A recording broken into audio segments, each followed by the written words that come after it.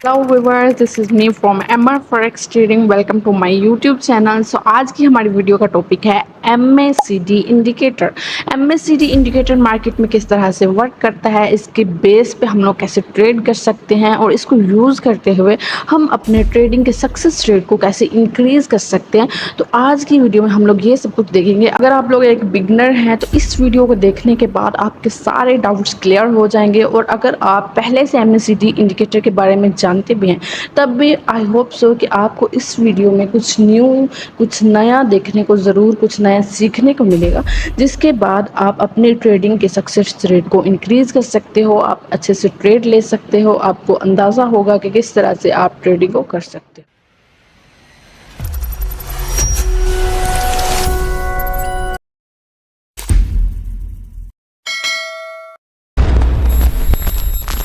So viewers, हम लोग next आ चुके हैं। सो फर्स्ट यहाँ पे हम लोग देखेंगे कि एमएसीडी इंडिकेटर आखिर है क्या चीज़। MACD indicator stand for moving average convergence divergence. MACD indicator को 1970 में एक गैरल्ड एप्पल नेम के एक इन्वेस्टमेंट एडवाइज़र ने इंट्रोड्यूस करवाया। तो फ्रेंड्स, जो हमारा एमएसीडी इंडिकेटर है ये एक लैगिंग इंडिकेटर है। अगर आपको नहीं पता कि लीडिंग और लैगिंग इंडिकेटर क्या है तो इस पे मैंने ऑलरेडी एक वीडियो बना रखी है, उसको जाके आप लोग देख सकते हैं ताकि आप लोग अच्छी तरह से समझ आए। सो चलते हैं अब हम अपने चार्ट की तरफ, ताकि आप लोगों को और क्लैरिटी के साथ सारी चीज़ें समझा सकूँ। So as you can see guys, यहाँ पे हम लोग अपने चार्ट पे आ चुके हैं। आप लोग जिस भी चार्टिंग सॉफ्टवेयर पे काम करते हैं, किसी भी आप ट्रेडिंग सॉफ्टवेयर में काम कर रहे हैं, किसी भी वेबसाइट में काम कर रहे हैं, जहाँ पे भी आप लोगों को यहाँ पे एक इंडिकेटर्स का ऑप्शन देखने को मिलता है, यहाँ पे आप लोग जाएंगे और एमएसीडी इंडिकेटर को सर्च करेंगे। देन हमें यहाँ पे अपना एमएसीडी इंडिकेटर देखने को मिलेगा। तो जैसे ही हम इस पर क्लिक करेंगे तो ये हमारे चार्ट में ऑटोमेटिकली अप्लाई हो जाएगा। ओके, सो ये है हमारा एमएसीडी इंडिकेटर। सो एमएसीडी इंडिकेटर क्या होता है, कुछ बेसिक कंपोनेंट्स हैं जिसको जानना आपके लिए बहुत ज़्यादा ज़रूरी है, जिसकी मदद से आप अपने जिसकी हेल्प से इसके कुछ इम्पोर्टेंट पार्ट्स या कंपोनेंट्स भी आप उसको बोल सकते हैं। सो उसके बारे में आपका जानना बहुत ज़रूरी है, तभी आप इसको अच्छी तरह से समझ सकते हैं। सो फर्स्ट पे यहाँ पे इसमें आपको ये दो लाइंस नज़र आ रही होंगी, एक ब्लू कलर की लाइन और यहाँ पे है एक ऑरेंज कलर की लाइन। ये जो ब्लू कलर की लाइन है इसको एमएसीडी इंडिकेटर लाइन भी बोलते हैं और इसको फास्ट लाइन भी बोलते हैं। जो दूसरी आपको ऑरेंज कलर की लाइन नज़र आ रही है इसको हम सिग्नल लाइन भी बोलते हैं और इसको स्लो लाइन भी बोलते हैं। इसको फास्ट और स्लो लाइन क्यों बोलते हैं वो भी मैं आपको आगे जाकर बताऊंगी, लेकिन पहले हम इसके कुछ पार्ट्स देखते हैं। सो यहाँ पे आपको कुछ ग्रीन और रेड कलर के बार्स नज़र आ रहे होंगे। यहाँ पे आपको कुछ ग्रीन और रेड कलर के बार्स नज़र आ रहे होंगे। सो एक्चुअली इसको हिस्टोग्राम बोलते हैं, या इसको आप फॉर एग्जांपल अगर आपने मेरे वॉल्यूम इंडिकेटर वाली वीडियो देखी होगी तो आपको समझ आ गया होगा कि इन बार्स का क्या मीनिंग होता है। अगर आपने नहीं देखी तो आप लोग जाकर देख सकते हैं और डिस्क्रिप्शन में आपको उसका लिंक मिल जाएगा। लास्ट एंड इम्पोर्टेंट थिंग इसमें आती है बेस लाइन।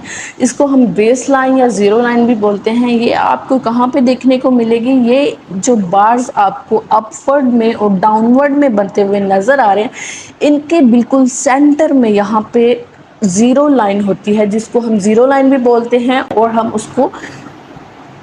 उसको बेस लाइन भी कहते हैं। सो ज़ीरो लाइन हम उसको क्यों बोलते हैं, क्योंकि यहाँ पे उसकी value as you can see यहाँ पे उसकी वैल्यू ज़ीरो होती है, इसलिए हम उसको ज़ीरो लाइन कहते हैं। और बेस लाइन क्यों कहते हैं, क्योंकि ये एमएसीडी इंडिकेटर में एज अ बेस की तरह वर्क करती है। क्योंकि इस लाइन के ऊपर अपवर्ड में जब भी ग्रीन कलर के बार्स आपको देखने को मिलेंगे, दैट्स मीन कि मार्केट का जो ट्रेंड है वो बुलिश है, अपवर्ड की तरफ है, बाय की तरफ है। जब भी इस बेस लाइन से डाउनवर्ड की तरफ, नीचे की तरफ आपको रेड कलर के बार्स नजर आएंगे, दैट्स मीन कि मार्केट का जो ट्रेंड है वो सेलिंग की तरफ शिफ्ट हो चुका है, सेल में चल रहा है।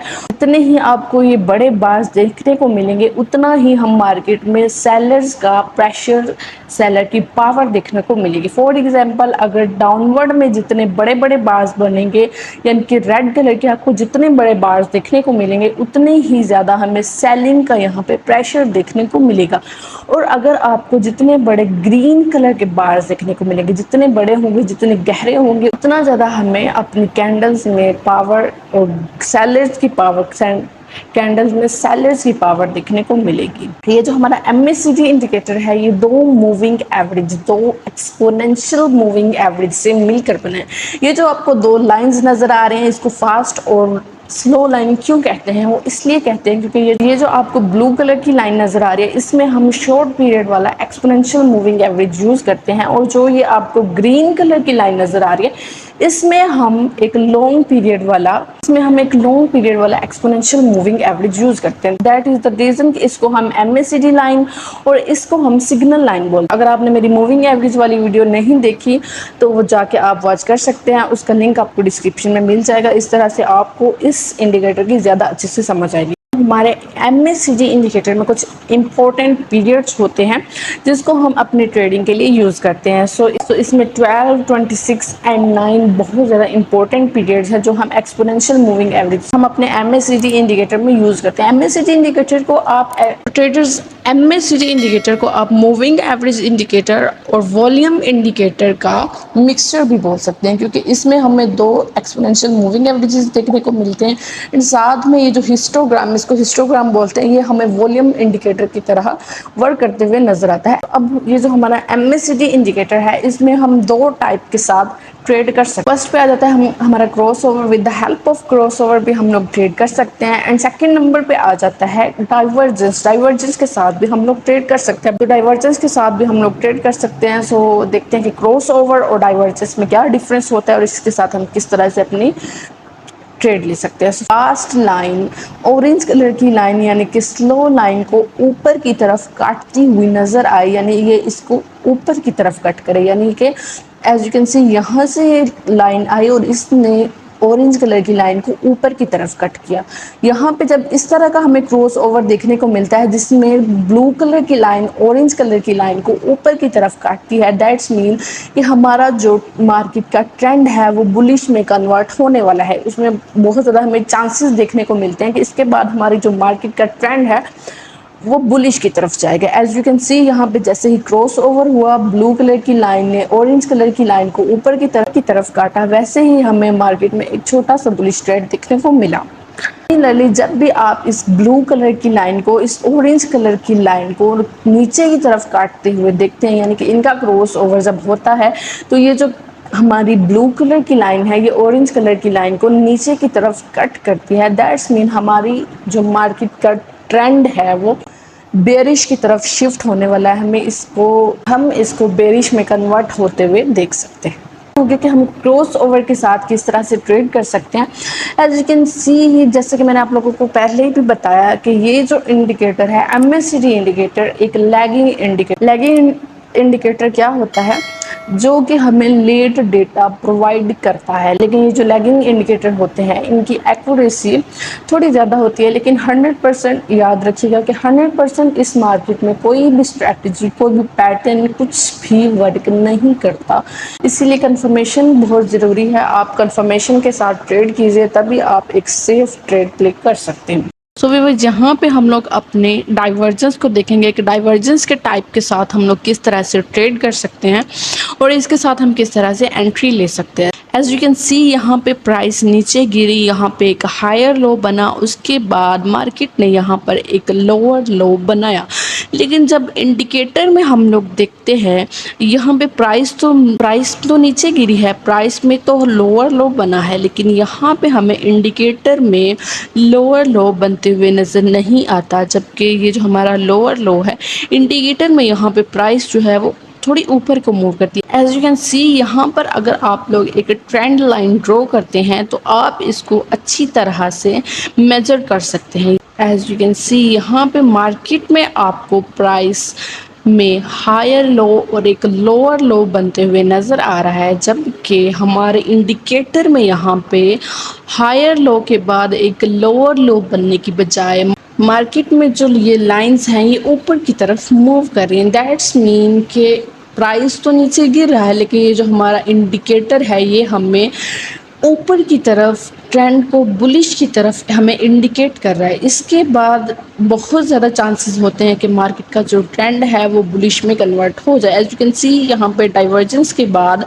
मार्केट का ट्रेंड ऊपर गया भी है, बट यहाँ पे आपको कोई भी आप स्ट्रैटेजी यूज़ करें, आपको कंफर्मेशन बहुत ज़्यादा इंपॉर्टेंट चीज़ है, कंफर्मेशन के साथ ही आप ट्रेड करें।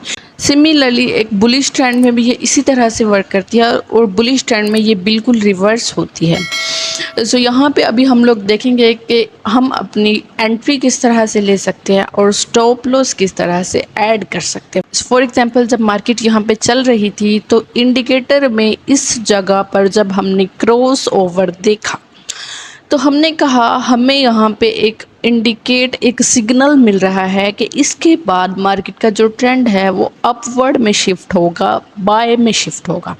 सो इस क्रॉस ओवर को देखते हुए यहाँ पर हम अपनी बाय की एंट्री लेंगे। अगर आप क्रॉस ओवर के बाद 1 या 2 कैंडल्स का वेट कर लें तो ये एक हमारा बहुत ही एक्यूरेट बाय का सिग्नल बनता है और यहाँ पे हमारी ट्रेडिंग के जो सक्सेस रेट हैं वो मज़ीद बढ़ जाते हैं।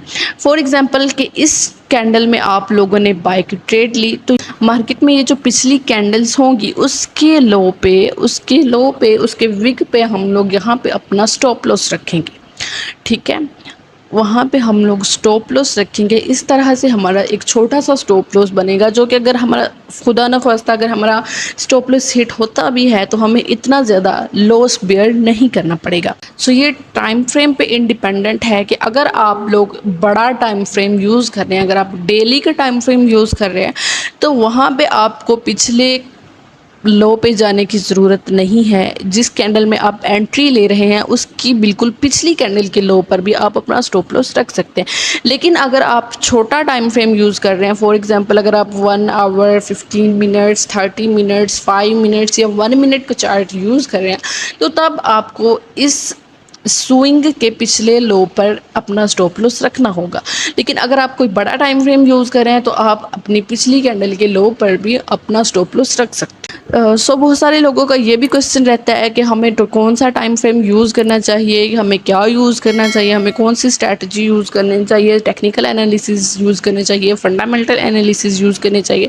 तो देखिए आपको ये सब पूछने की ज़रूरत नहीं है, आप लोग प्रैक्टिस करें। हर चीज़ प्रैक्टिस के साथ है। कोई भी चीज़ प्रैक्टिस के बगैर अगर आप उसकी जस्ट थ्योरी की तरफ जाएंगे, सिर्फ सीखने की तरफ जाएंगे तो कि सिर्फ हम लोग कुछ ऐसा पढ़ लें या कुछ ऐसा कर लें कि हम ट्रेडिंग सीख जाएं, तो ऐसा आप लोग बिल्कुल भी नहीं कर सकते। जब तक आप प्रैक्टिस नहीं करेंगे कोई भी चीज़ आपको सक्सेस नहीं कर सकती। और वैसे भी ये जो फॉरेक्स ट्रेडिंग है ये बहुत ही रिस्की है, यहाँ पे बहुत ज़्यादा रिस्क होता है। 90% लोग यहाँ पे लॉस करते हैं।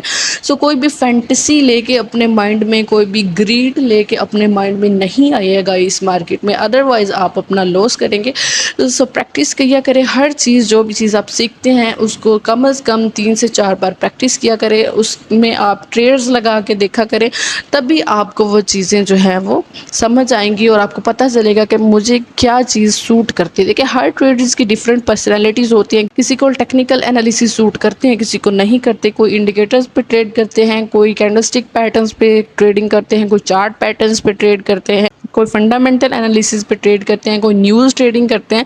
सो हर ट्रेडर्स की उनके हिसाब से डिफरेंट पर्सनैलिटीज़ होती हैं, उनको हर डिफरेंट चीज़ें सूट करती हैं। सो आप भी डिफरेंट चीज़ें ट्राई करके देखें ताकि आप लोगों को पता चल सके कि मेरा सक्सेस रेट किस चीज़ से इंक्रीज़ होता है। सो इसी तरह से आप डिफरेंट टाइम फ्रेम्स को भी यूज़ करके देख सकते हैं कि जो आपको कंफर्टेबल आप वही यूज़ करें। देखिए अगर इंट्राडे ट्रेडिंग के लिए आप लोग यूज़ करना चाहते हैं तो आप 15 मिनट्स से लेके 1 आवर के चार्ट को आप यूज़ कर सकते हैं। लेकिन अगर आप चाहते हैं कि हम स्कैल्पिंग ट्रेड करें तो आप लोग 5 मिनट से नीचे जितने भी टाइम फ्रेम्स हैं आप वो यूज़ कर सकते हैं। लेकिन अगर आप वीकली चाहते हैं कि वीक में कोई 1 से 2 ट्रेड्स अगर आप लें तो आप daily 4 our and weekly candle भी यूज़ कर सकते हैं, यानी कि वीकली टाइम फ्रेम्स को यूज़ कर सकते हैं। लेकिन अगर उससे ज़्यादा आप लॉन्ग टर्म में ट्रेडिंग करना चाहते हैं तो आप मंथली और वीकली टाइम फ्रेम्स को यूज़ कर सकते हैं। आई होप सो कि आज की वीडियो आप लोगों को समझ आ गई होगी। जो चीज़ें मैं आपको कन्वे करना चाहती थी, आई होप सो कि आपने वो नॉलेज गेन कर लिया होगा। तो मिलते हैं किसी नेक्स्ट और अच्छी सी वीडियो में, तब तक के लिए अल्लाह हाफिज़।